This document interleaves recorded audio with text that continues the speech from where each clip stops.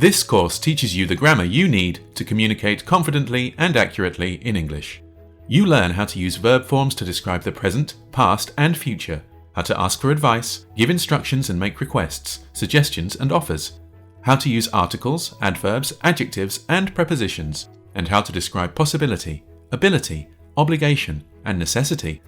Everything is set in a healthcare context. You see how grammar is used in practice when talking to patients and discussing a wide range of topics, from COVID-19 to mental health to technology in healthcare.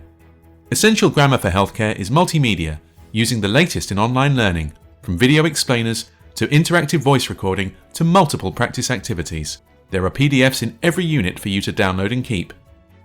The course was written by Ros Wright, an internationally renowned medical English writer who has been working with healthcare students and professionals for over 20 years. It's accredited and certificated by the CPD Standards Office, whose professional qualifications are recognised around the world.